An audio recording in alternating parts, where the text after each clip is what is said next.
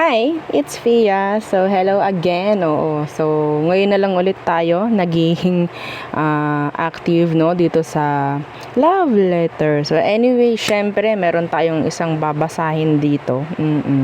Puno na tayo ng mga love letter, mga messages. So, yes, gagawin nating anonymous. Oo. So, if you want, na mai-ere yung message mo for your someone, so kung kanino man gusto mong i-message, no? So, yes, pwede naman dito. And, paano mo ako marireach out? Meron tayong FB page, okay? Love letter, oo. So, ano pa ba? And yeah, message mo lang ako doon sa FB page. So bibigyan kita ng kung paano, no, yung way ng kung paano ka magme-message, mga ganyan. So, yeah, let's start. Before tayo mag-start again, sabi ko nga, kung hindi ka pa nakakapag-subscribe, please do subscribe. O baka sakali, no, next na letter na babasahin is letter mo na pala. No, for you, hindi mo sure. Baka mamaya meron ditong somebody na pwede palang may letter siya sa'yo. O, diba? Mga ganyang bagay. So, this letter, galing po siya kay Mr. B. So, masyadong nandito lahat eh. Anyway, so ako nang bahala.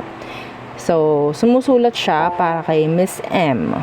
So, medyo maikli lang naman yung kanyang message. So basahin na natin. No? So, sulat ni Mr. B for Miss M. So, ang nilalaman, sana lagi kang masaya, lagi kang nasa ayos na kondisyon. Andito lang ako, nag-aantay lagi sa'yo. Pag may problema na hindi mo kaya, andito ako para sa'yo. At pinapangarap kong makasama ka hanggang sa tumanda tayo. At aalagaan kita at mamahalin hanggang sa dulo ng buhay ko. Sana magkaroon tayo muli ng pagkakataon na magkasama ulit. Pangako ko, gagawin ko lahat para sa'yo. So, yun lang.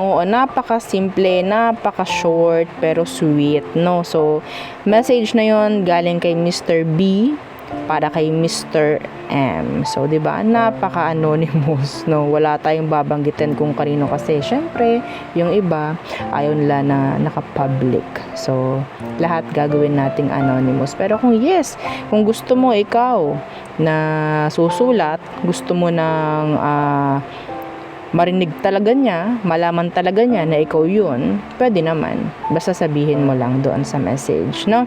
So there, yeah, yun lang muli ang ating love letter for the day. So sana makaabot, no?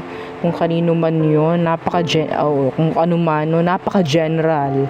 Pero syempre, kailangan kong itago yung kanilang mga pangalan. So again, yun ang ating love letter for the day. So again, thank you.